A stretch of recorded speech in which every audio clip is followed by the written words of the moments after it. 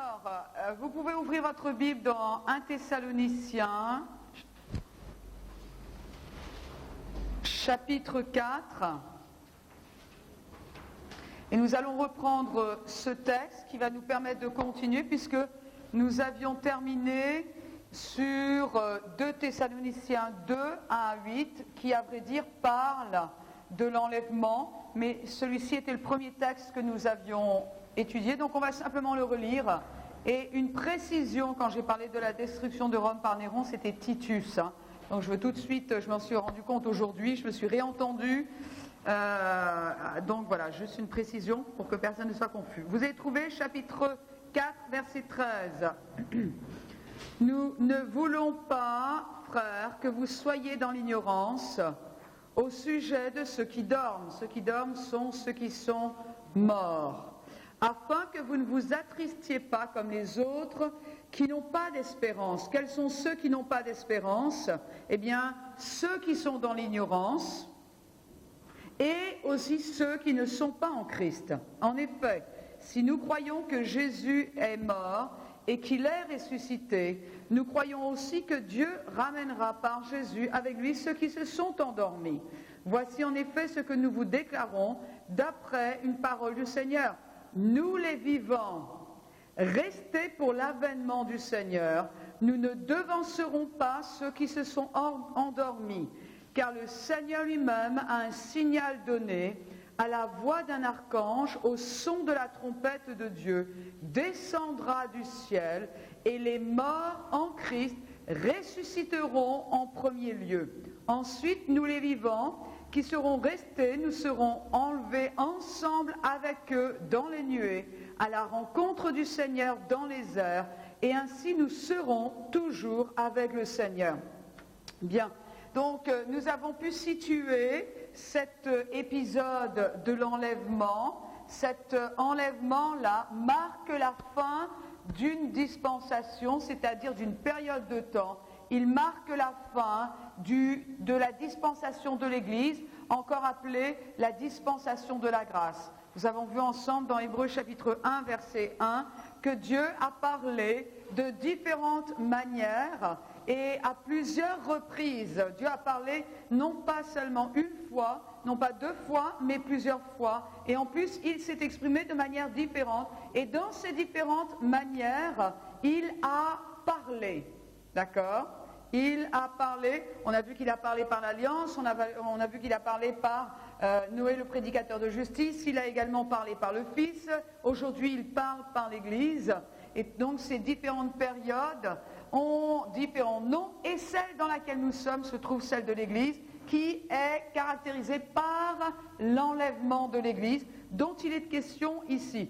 Alors juste une précision, parce que quelqu'un m'en a parlé, et c'est vrai que quand on parle de la résurrection des morts, on est très habitué à utiliser cette expression, parce qu'elle est dans la Bible, mais quelqu'un m'a dit, mais je croyais que les nôtres, ceux qui sont morts en Christ, sont déjà avec le Seigneur. Alors la résurrection des morts parle du fait de retrouver notre corps, mais je rassure tout le monde, non pas corrompu par le péché, non pas affecté par la maladie, non pas avec des défauts, mais un corps glorieux. Donc la résurrection, eh bien, c'est tout simplement l'être humain qui récupère son corps et un corps qui est glorifié. Il est dit que au son de la trompette, à la voix d'un archange, à un signal donné, Jésus-Christ lui-même va descendre du ciel, tandis que les morts au même instant en Christ seulement, les morts en Christ, les croyants nés de nouveau, vont eux ressusciter, et dès qu'ils sont ressuscités, dès qu'ils ont leur corps sera changé comme ça en un clin d'œil, on va le voir, eh bien à ce moment-là, tout le monde va être enlevé littéralement dans les airs avec le Seigneur. Alors, c'est vrai que quand on parle du fait de monter dans les airs, on a presque l'impression de regarder un film de science-fiction. Mais quand on lit les Écritures, on se rend compte qu'il est déjà arrivé à plusieurs reprises que des croyants soient transportés surnaturellement par le Seigneur. Et je me suis dit que finalement, ce serait une bonne occasion de vérifier quelques-uns de ces exemples. Vous voulez bien ? Donc, en sous-titre, vous pouvez marquer « Exemple de personnes déplacées surnaturellement ». Regardez avec moi dans Hébreux, chapitre 1, chapitre 11.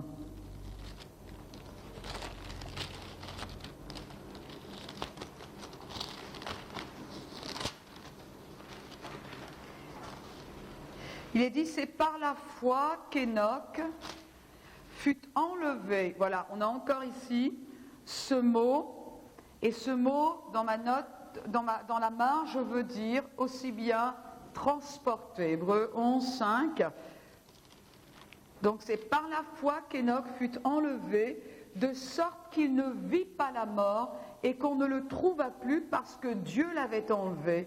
Car avant son enlèvement, il a reçu le témoignage qu'il plaisait à Dieu. Alors Enoch se trouvait sous l'Ancien Testament et cela nous montre qu'il y a deux manières de quitter cette terre. Ou bien on quitte cette terre parce que tout simplement on est séparé de notre corps, c'est-à-dire on passe par la mort. On pourrait dire un synonyme du mot mort, c'est le mot séparation.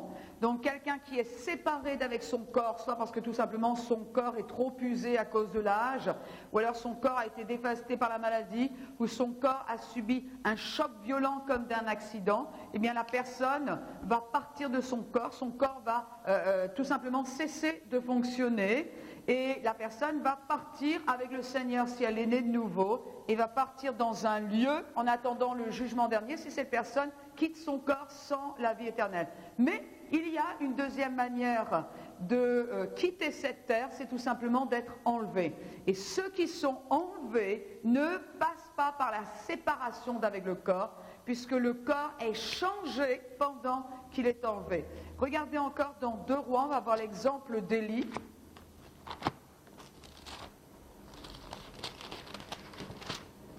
2 Rois chapitre 2, tout simplement pour que nous réalisions que le fait d'être déplacé surnaturellement, ça n'est pas quelque chose de nouveau, ce n'est pas non plus quelque chose qui est particulier à la dispensation de l'Église, c'est déjà arrivé, seulement là, la particularité, c'est que ça va être un déplacement de masse, puisque c'est toute l'Église de Jésus-Christ, l'ensemble des chrétiens. Je suis sûre que peut-être certains disent, oui, mais s'il y a des chrétiens qui sont charnels, est-ce que ça va marcher pour eux? Est-ce qu'il faut un certain degré de sanctification pour être enlevé au ciel, à la rencontre du Seigneur dans les airs? On va en parler tout à l'heure, d'accord? Parce que je sais que c'est un courant qui existe au niveau de l'enseignement, mais le mieux, ce n'est pas seulement, vous savez, de répéter ce qu'on entend. Ce qu'il faut absolument, c'est que nous puissions ouvrir nous-mêmes les Écritures et que nous puissions donc vérifier par soi-même sans qu'il y ait de contradictions de part et d'autre dans la Bible. Vous avez trouvé 2 Rois, chapitre 2.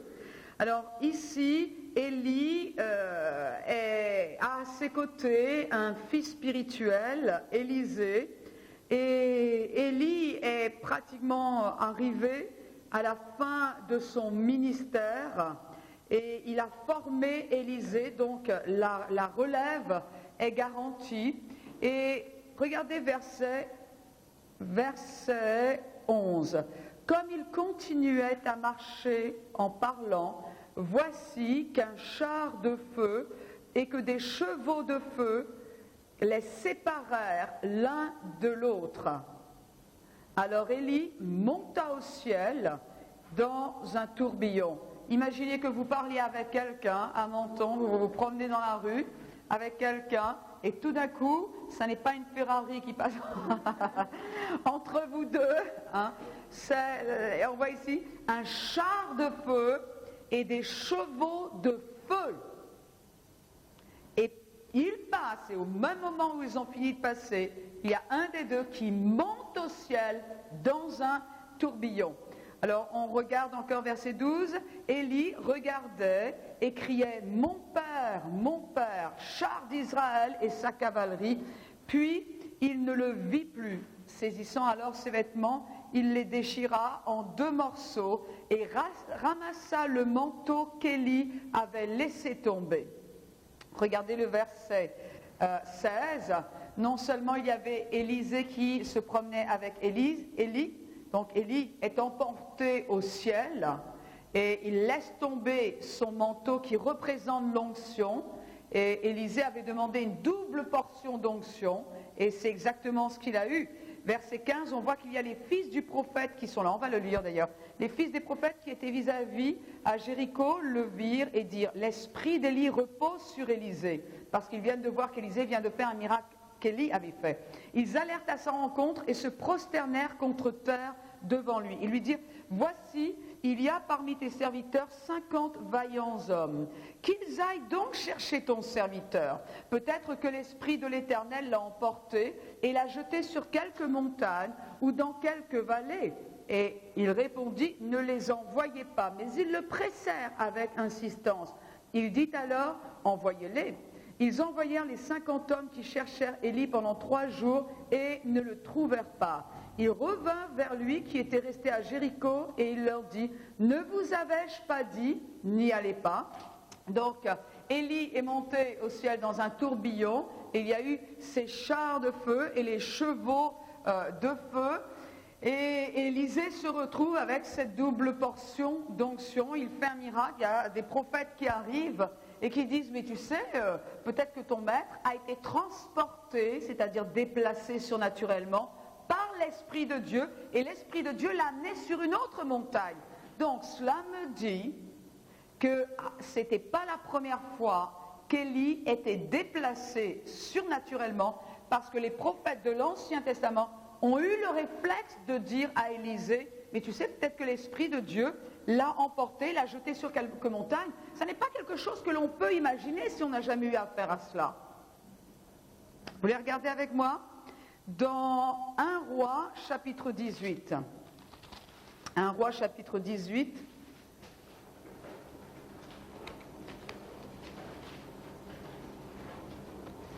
Alors ici, eh bien, il y a un défi qui est lancé.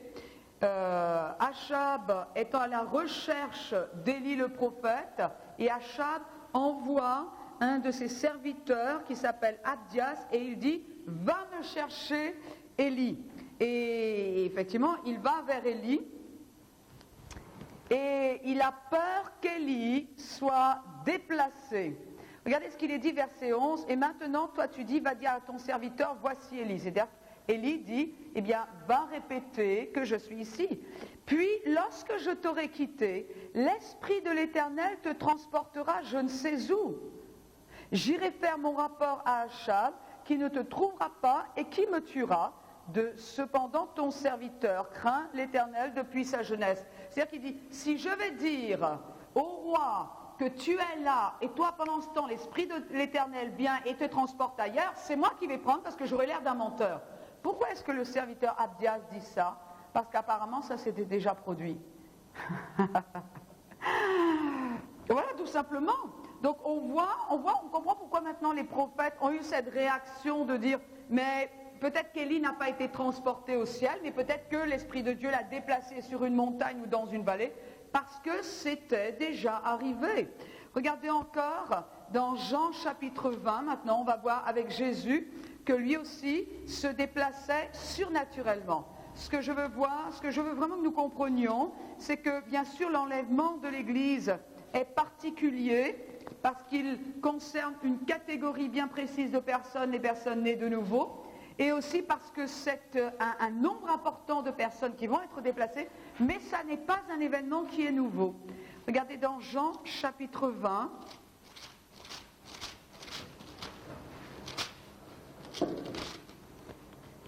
verset 19.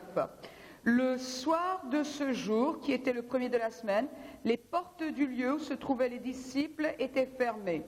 Par la crainte qu'ils avaient des Juifs, Jésus vint et debout au milieu d'eux, il leur dit que la paix soit avec vous. Donc on voit que Jésus ici n'est pas rentré par la porte, mais il a été déplacé. Quand on est déplacé surnaturellement, eh bien les lois du monde naturel ne sont plus en opération. Les lois physiques de ce monde ne sont plus en opération. Regardez dans Jean chapitre 6, un deuxième exemple avec Jésus. Et encore, on ne sait pas tout ce qui s'est passé avec Jésus parce que la Bible nous dit que tout ce qu'il a fait et dit, ne pourrait pas être contenu dans tous les livres que l'on pourrait écrire. Donc ici, on connaît l'essentiel du ministère de Jésus, mais il est fort possible que c'est arrivé encore d'autres fois. Jean chapitre 6, verset 19. Après avoir ramé environ 25 ou 30 stades, ils aperçurent Jésus qui marchait sur la mer et s'approchait de la barque, et ils furent dans la crainte. Mais Jésus leur dit, c'est moi, soyez sans crainte. Ils voulaient donc le prendre dans la barque, et aussitôt la barque toucha terre là où ils allaient. Le lendemain, la foule qui était restée de l'autre côté de la mer vit qu'il ne s'était trouvé là qu'une seule barque, et que Jésus n'était pas monté dans cette barque avec ses disciples, mais que les disciples étaient partis seuls. Mais d'autres barques arrivèrent de Tibériade près du lieu où ils avaient mangé le pain après que le Seigneur eut rendu grâce. Quand les gens de la foule virent que ni Jésus ni ses disciples n'étaient là, ils montèrent eux-mêmes dans ces barques et allèrent à Capernaum à la recherche de Jésus. Ils le trouvèrent de l'autre côté de la mer et lui dirent « Rabbi, quand es-tu venu ici ?» Donc, de toute évidence, ils ont laissé Jésus sur un côté du lac, et ensuite ils ont vu que les disciples étaient dans une barque. Ils ont bien vu d'autres barques arriver, mais Jésus n'était pas à bord. En revanche, Jésus s'est trouvé de l'autre côté du lac. D'après vous, qu'est-ce qui s'est passé? Il a été déplacé, transporté surnaturellement. Vous voulez voir un autre exemple? Cette fois-ci dans le livre des Actes. Avouez que c'est bien pratique. Oui. Actes chapitre 8, verset 37. Donc Philippe est en train d'expliquer les Écritures à l'eunuque, verset 37. Philippe dit, si tu crois de tout ton cœur, cela est possible, c'est-à-dire cela est possible, que tu sois baptisé, immergé. L'eunuque répondit, je crois que Jésus-Christ est le Fils de Dieu. Il ordonna d'arrêter le char, tous deux descendirent dans l'eau, Philippe ainsi que l'eunuque, et il le baptisa. Quand ils furent remontés hors de l'eau, l'Esprit du Seigneur enleva Philippe, et l'eunuque ne le vit plus, alors que joyeux, il poursuivait son chemin. Quant à Philippe, il se trouva dans Azote, puis il évangélisa toutes les villes par lesquelles il passait jusqu'à son arrivée à Césarée. Vous avez déjà remarqué ces écritures-là? Donc, c'est déjà arrivé plusieurs fois. Voici donc quelques exemples. Alors, 1 Corinthiens chapitre 15. 1 Corinthiens chapitre 15. Verset 50. Ce que je dis, frères, c'est que la chair et le sang ne peuvent hériter le royaume de Dieu et que la corruption n'hérite pas l'incorruptibilité. Voici, je vous dis un mystère, nous ne mourrons pas tous, mais tous nous serons changés. En un instant, en un clin d'œil, à la dernière trompette, car elle sonnera, et les morts ressusciteront incorruptibles, et nous serons changés. Il faut en effet que ce corps corruptible revête l'incorruptibilité et que ce corps mortel revête l'immortalité. Bien, ici nous voyons que non seulement, quand Jésus va apparaître dans les airs, en même temps dont les morts vont ressusciter, et les vivants vont monter. Et la Bible nous dit qu'à ce moment-là, en un instant, le mot instant ici, c'est le mot atomo. Et là, on a le mot quoi? Atomo, atome. L'atome, c'était la plus petite particule qui existait. Alors aujourd'hui, on sait qu'on peut encore diviser l'atome et on peut même diviser tellement la matière qu'on arrive aux quarks, qui sont en fin de compte des ondes de son seulement. Mais en grec, c'était à l'époque la particule la plus indivisible. On ne pouvait plus diviser davantage quand on était arrivé à l'atome. Ça veut dire que cela va être, en combien de temps on va être changé? En un instant, il dit, en un clin d'œil. Faites-moi un clin d'œil. et on sera changé. En un clin d'œil, pendant que nous allons à la rencontre du Seigneur dans les airs, non seulement les morts auront reçu leur corps qui sera glorieux, et à vrai dire, c'est la rédemption de notre corps dont il est question dans Romains chapitre 8, on va le lire.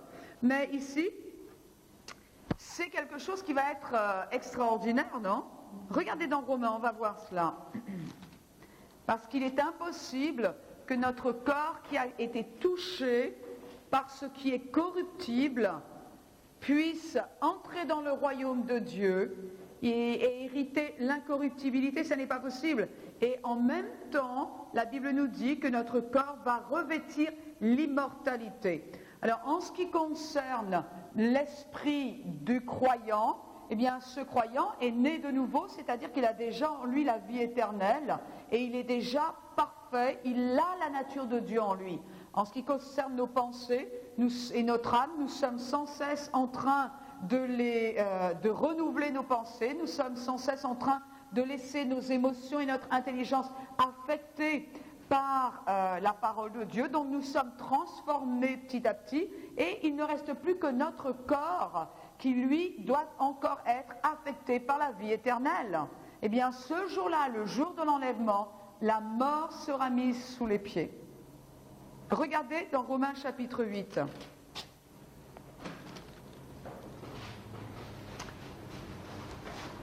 Verset 22. Or, nous savons que jusqu'à ce jour, la création tout entière soupire et souffre les douleurs de l'enfantement. L'enfantement, de quel enfantement il est question? Du retour physique de Jésus et qui va nous introduire dans le millénium. Parce qu'au moment du millénium, donc de ces fameux 1000 ans, qui vont précéder une nouvelle terre et de nouveaux cieux, toute la création va prospérer et va retrouver le repos. Et on va le voir plus tard, mais c'est à ce moment-là que le lion va pouvoir se coucher à côté d'un chat et ne pas en faire son petit déjeuner. Donc il va y avoir un repos, il va y avoir une prospérité pendant ces 1000 ans aussi dans la création. Et c'est en attendant la création soupire et souffre les douleurs de l'enfantement, donc tout bouge en ce moment.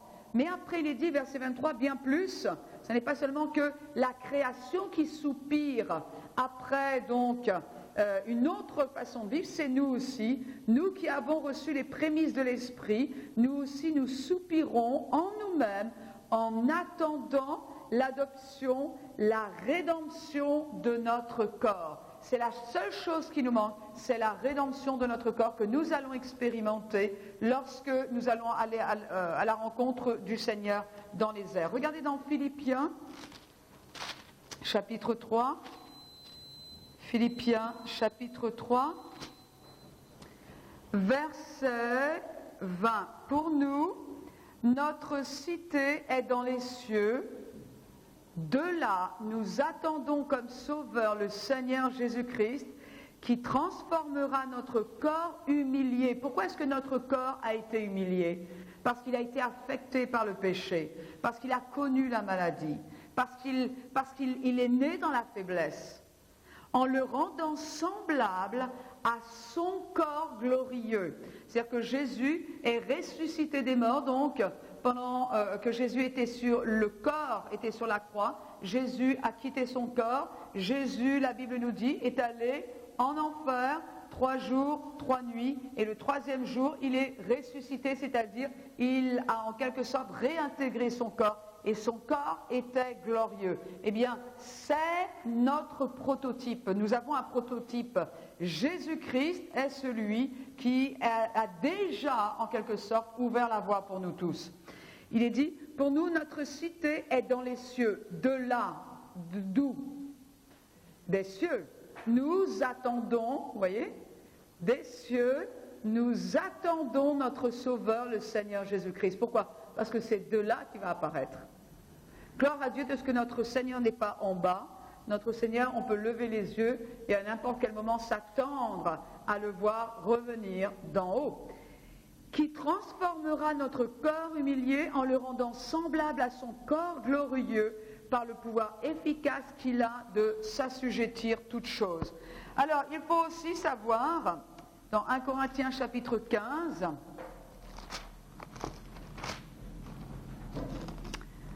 Verset, on va lire à partir du verset 3. La résurrection a été prophétisée dans l'Ancien Testament. Donc, quand il va y avoir l'enlèvement, en même temps, il va y avoir la résurrection des morts en Christ et le changement instantané en un clin d'œil de notre corps humilié. Vous croyez qu'il y a quelque chose d'extraordinaire qui nous attend là? Et il n'y a aucune raison que ça ne se passe pas, parce qu'on va voir que tout ce que Jésus a annoncé, tout ce que Dieu a annoncé, ça c'est fait. Sans compter que nous ne serons pas les premiers à être déplacés surnaturellement, et nous ne serons pas les premiers à avoir expérimenté la résurrection, puisqu'on sait que Jésus, lui, l'a expérimenté. À la différence de Lazare, lui, Lazare, il n'est pas dit il a expérimenté la résurrection, mais il n'est pas dit qu'il avait un corps qui était glorifié. Parce qu'entre-temps, il est mort. Celui qui a un corps glorifié ne peut plus mourir, parce qu'il a un corps qui est immortel. C'est juste? Ok. 1 Corinthiens chapitre 15, verset 3.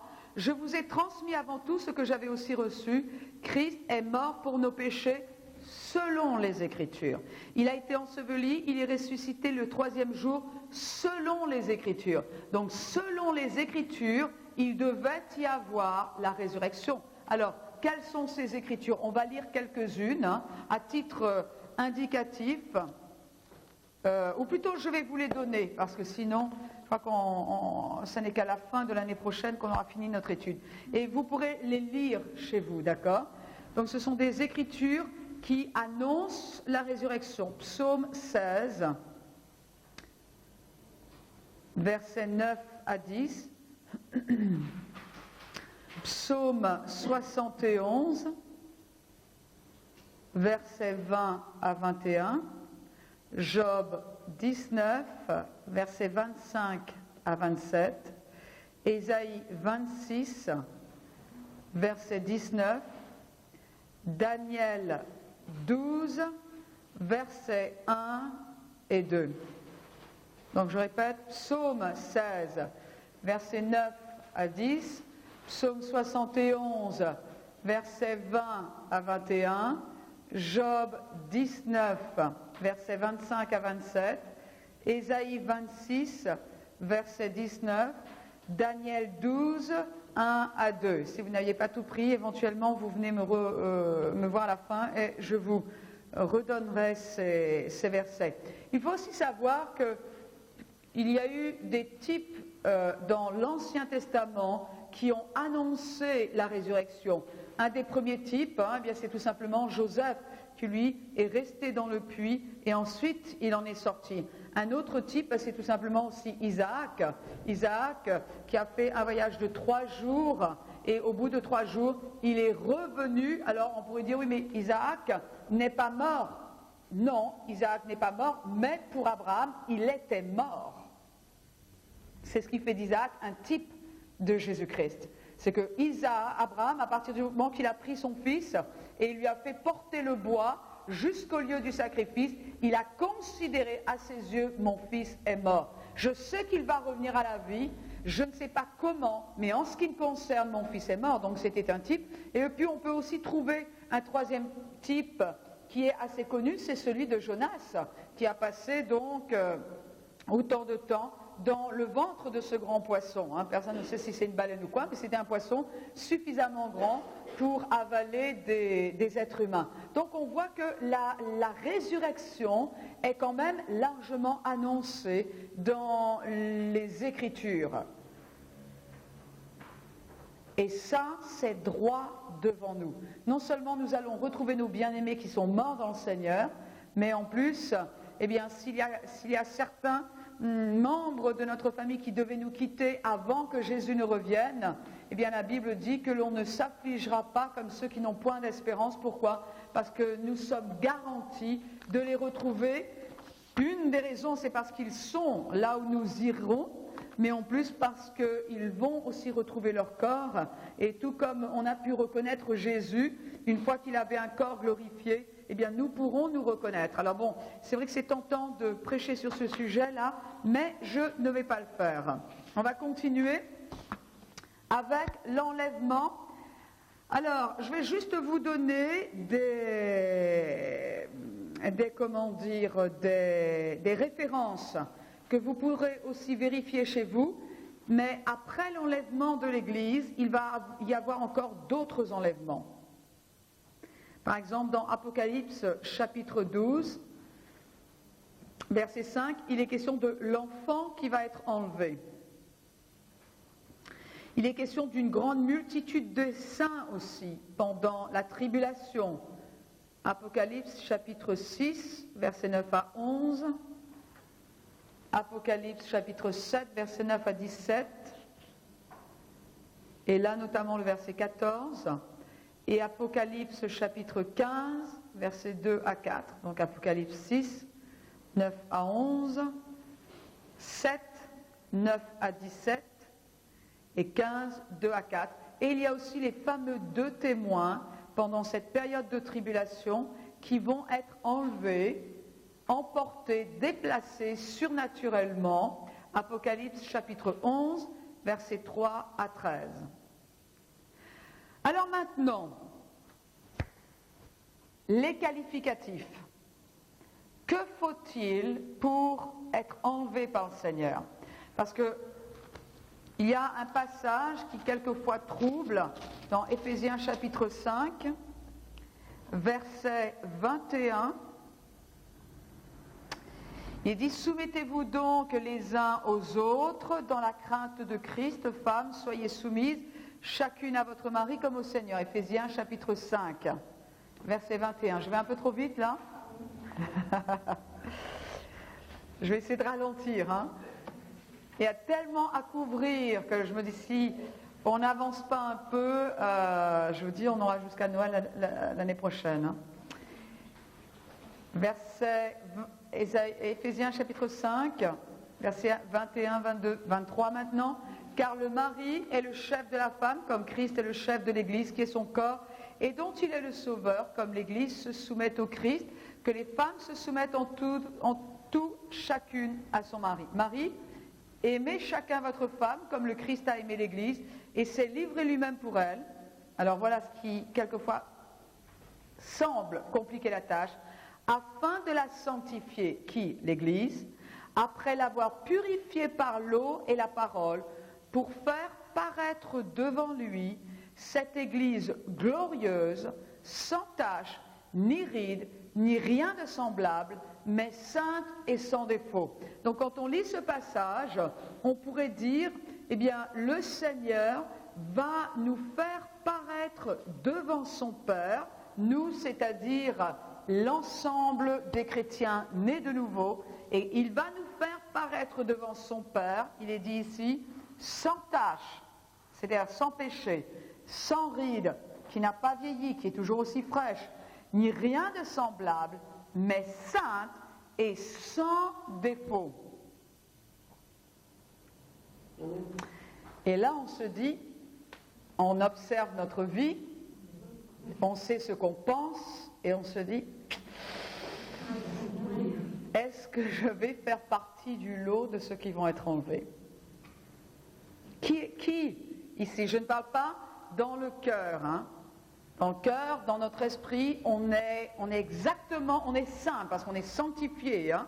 Ça, c'est la sanctification. Il y a 2 aspects. Il y a la sanctification immédiate. On est séparé des ténèbres pour Christ. Dans notre esprit, on est né de nouveau. On est déjà saint dans notre esprit. Et il y a une sanctification qui est progressive. J'ai une très bonne série de cassettes à ce sujet-là. Je vous la recommande vivement. Et ça, c'est notre marche de tous les jours. Tous les jours, on se sanctifie. Tous les jours, eh bien, grâce à la révélation que l'on a de la parole de Dieu, on se détache de plus en plus du péché. Qui pêche moins qu'hier? Normalement, oui. Hein. Ok, mais qui dit « Je ne suis pas sans tache ni ride et sans défaut » Bon, seulement la Bible nous dit qu'il va nous faire paraître devant lui, glorieux, sans tache, ni ride, ni rien de semblable, mais saint et sans défaut. Bon, qu'est-ce qu'on fait là? Qui va être enlevé? Qui va être enlevé? Quelle garantie est-ce que j'ai d'être enlevé? Alors ce qu'il faut, c'est comprendre ce que ce verset dit tout simplement. Quand il dit qu'il va nous faire paraître devant lui, est-ce que cela veut dire qu'il faut que nous soyons glorifiés sans tache ni ride pour paraître devant lui après qu'il nous ait enlevés? Ça n'est pas ce qu'il est dit. Il nous est simplement dit que quand nous paraîtrons devant lui, nous serons saints, sans ride, sans défaut, ni rien de semblable. Alors, il faut aussi réaliser, on va l'étudier après, mais la Bible nous dit que quand nous allons être enlevés, on ne va pas aller n'importe où, on ne va pas se perdre dans l'univers, on ne va pas être comme des ballons qui viennent d'être lâchés en l'air. La Bible dit que nous allons aller au ciel et que là, au ciel, nous allons passer 7 ans et cela va commencer par le jugement de l'Église. Et vous savez, c'est-à-dire que là, nos motifs qui nous ont poussés à faire nos bonnes œuvres, il ne sera pas question d'être jugé pour le salut. Le salut, on est déjà sauvé. Mais les motifs qui nous ont poussés à faire de bonnes œuvres, et puis aussi les intérêts, peut-être que c'est parce que je pensais à moi que je voulais le faire, je ne pensais pas vraiment aux autres, eh bien tout cela va être évalué devant le Seigneur, et ce ne sera pas, bon, tu as bien fait, tu restes avec moi, tu as mal fait, tu vas en enfer, ce ne sera pas ça, c'est nous allons recevoir des couronnes. C'est-à-dire, quand on parle de jugement, eh bien c'est beaucoup plus juste, et nous allons voir pourquoi, de parler de récompense. C'est-à-dire que nos œuvres vont être récompensées. Ce qui nous amène à dire que si vous êtes quelquefois un petit peu désolé parce que personne ne remarque les efforts que vous faites, il y a le jour qui arrive où ce que vous avez fait pour le Seigneur va être récompensé. Et effectivement, le jour où nous serons au ciel, eh bien, nous serons glorifiés, nous serons sans tache ni ride, nous serons, puisque dans notre esprit nous sommes déjà sanctifiés, mais ce verset ne dit pas que pour aller au ciel, il faut être glorifié, parce que sans cela, personne n'y arriverait. Et puis aussi, la question est assez logique, pourquoi dans ces cas-là, juger nos œuvres au ciel, si déjà en quittant la terre, on est déjà glorifié, on est saint et sans défaut? Ça tient la route comme raisonnement ou pas? Maintenant, il y a encore autre chose. 2 Corinthiens chapitre 5. 2 Corinthiens chapitre 5, verset 17, tout le monde le connaît. Si quelqu'un est attaché à l'Église, il est une nouvelle créature. Non. Si quelqu'un fait de bonnes œuvres, il est une nouvelle créature. Non. Si quelqu'un donne sa dîme, il est une nouvelle créature. Non. Si quelqu'un est en Christ, cela veut dire s'il est uni à Christ. Comment sommes-nous unis à Christ? Tout simplement parce que sa vie est en nous. J'ai accepté Jésus, maintenant je suis un avec lui. Sa vie est en moi, je suis en Christ. Il est une nouvelle créature. Bien. 1 Thessaloniciens chapitre 4. La question que nous nous posons, rappelez-vous, est qui sera enlevé? Est-ce qu'il faut être parfait? Parce qu'on l'entend dire dans le corps de Christ, que ceux qui sont charnels vont rester sur terre. Alors ce qui est assez difficile à évaluer, c'est qu'est-ce qu'un chrétien charnel? C'est difficile d'évaluer cela. Pourquoi? Parce que tout dépend de la révélation que ce chrétien a. Et personne ne peut évaluer la révélation que vous avez. Vous ne pouvez pas évaluer la révélation. Vous ne savez pas ce que j'ai compris de la Bible. Même si je vous parle de certaines choses, vous ne pouvez pas réellement savoir ce que je sais de la Bible. Donc il n'est pas possible que vous déterminiez si je suis charnel, peut-être que je parais spirituel, mais peut-être qu'en fonction de la révélation que j'ai aux yeux de Dieu, je suis charnel quand même. Alors vous allez dire, il y a quand même des évidences, comme quelqu'un qui vit dans l'adultère, comme quelqu'un qui vit dans la fornication. C'est vrai, Mais vous savez, sous le Nouveau Testament, Dieu juge plus que les actes extérieurs. Il dit, celui qui regarde une femme pour la convoiter, il a commis un adultère. Donc vraiment, qu'est-ce que le chrétien charnel? Qui peut déterminer s'il est charnel? Non, non, non, non. On ne va pas être enlevé en fonction de notre degré de maturité. Est-ce qu'on peut le trouver dans les Écritures, ça? Il vaut mieux. Bon, vous avez trouvé 1 Thessaloniciens, chapitre 4. Est-ce que je vous ai perdu là ou est-ce que ça va? C'est bon? Vous suivez? 1 Thessaloniciens. Et il y a des cassettes, hein, il y a une vidéo, vous pourrez tout écouter, ne vous inquiétez pas. Chapitre 4. Mais il est important qu'on parle de cela, parce que ça n'est pas le tout de parler de cette espérance bénie qui est devant nos yeux, hein, parce que nous sommes très très proches de l'apparition du Seigneur dans les airs, et qu'en même temps, on laisse le corps de Christ dans la peur, parce que, soi-disant, on ne serait pas suffisamment spirituel pour être enlevé. Vous imaginez ce que ça donne, ça, comme confusion?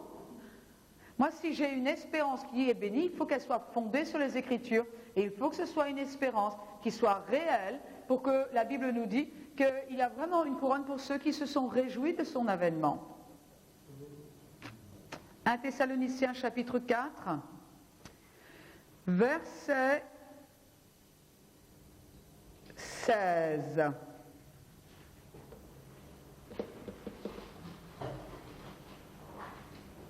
Est-ce que c'est ce que je veux? Oui, attendez.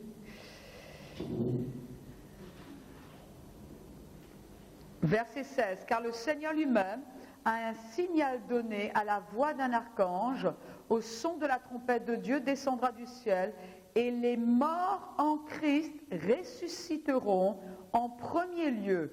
Ensuite, nous les vivants qui serons restés, nous serons enlevés ensemble avec eux. Dites-moi, est-ce qu'il est dit simplement que quelques morts seront ressuscités?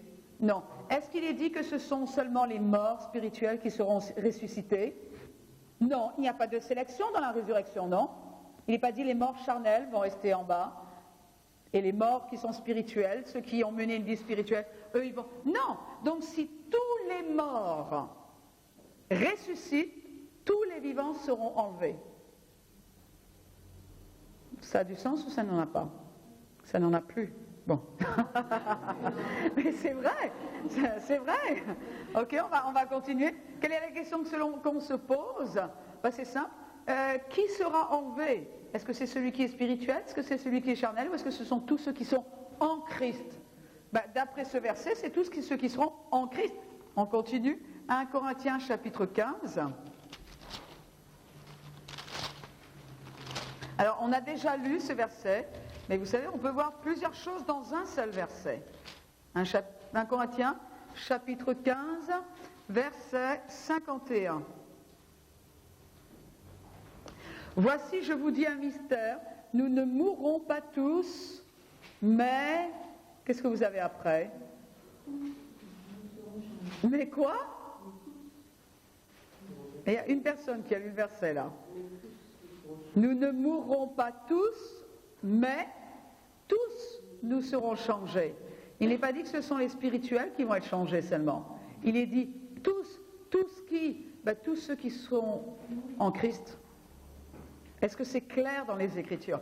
Donc vraiment, on ne peut pas dire que c'est un degré. Vous savez, l'enlèvement est un acte souverain de Dieu.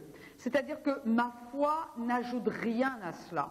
Il y a beaucoup de choses qui sont des actes souverains de Dieu, comme par exemple notre position dans le corps de Christ.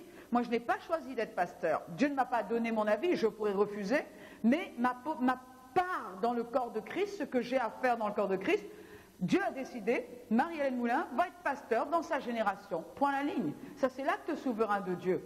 Bien, les dons qui sont en nous également, ça, ce sont des actes souverains de Dieu. L'enlèvement, eh bien, est un acte souverain de Dieu. Bien, qu'avons-nous après l'enlèvement? Qu'avons-nous après l'enlèvement?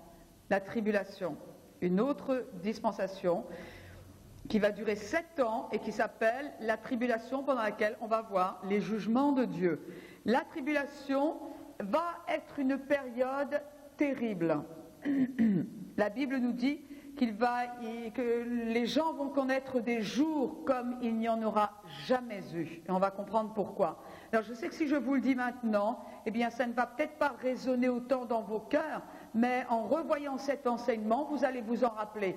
La tribulation n'est jamais mentionnée comme étant une punition pour l'Église. D'accord ?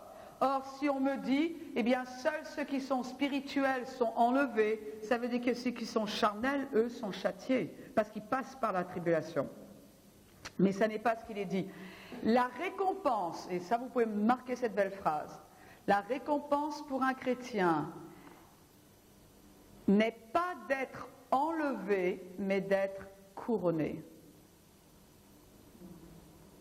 Lorsque nous allons être jugés pour nos œuvres, c'est-à-dire récompensés pour nos œuvres. La vraie récompense pour un chrétien, ça n'est pas d'être enlevé, contrairement à ce que l'on veut dire, tu as fait de bonnes choses, tu as vécu en tant que bon chrétien, tu vas être récompensé, tu seras enlevé.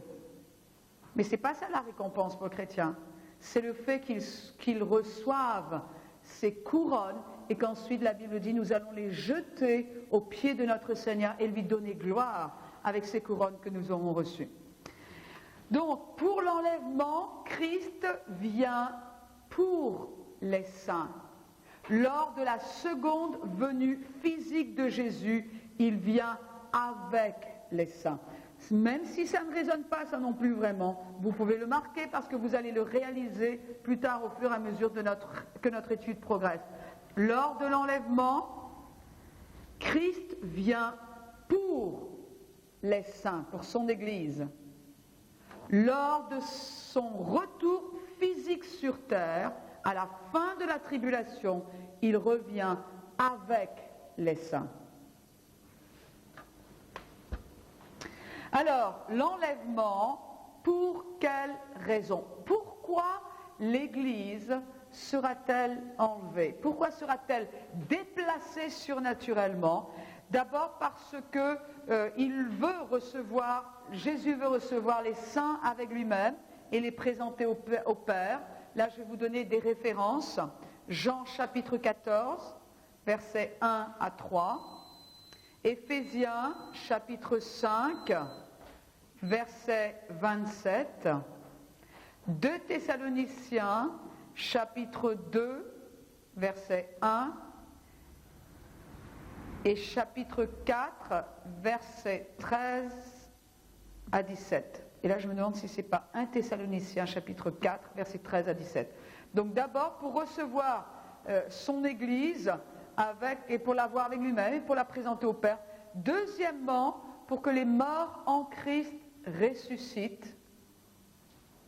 Donc pourquoi l'enlèvement ? Pour que les morts en Christ ressuscitent, qu'ils revêtent l'immortalité, contrairement aux morts sans Christ. Donc il y a une grosse distinction qui va être faite là. Et vous trouvez cela dans 1 Corinthiens chapitre 15, versets 21 à 23, versets 51 à 58, 1 Thessaloniciens chapitre 4, versets 13 à 17, Philippiens chapitre 3, versets 11, 20, 21. Pour recevoir les saints avec lui-même, pour ressusciter les morts en Christ. Troisième raison, pourquoi l'enlèvement ? Pour que les saints reçoivent leur récompense au ciel et participent aux noces de l'agneau. Pour que les croyants reçoivent leur récompense au ciel et participent aux noces de l'agneau, Jean 14, 1 à 3, 2 Corinthiens 5, verset 10, et Apocalypse 19, versets 7 à 9. Une autre raison, pour que les saints soient rendus parfaits, esprit, âme et corps. pour que nous soyons rendus parfaits, finalement, non plus seulement dans notre esprit, mais âme et corps. 1 Thessaloniciens, chapitre 5, verset 23. Une autre raison encore, et cette autre raison-là, je vais vous la donner au début du prochain cours, parce qu'à vrai dire, on va parler un petit peu de cela. C'est une des raisons les plus importantes. Donc, surprise, surprise, je vous rejoins.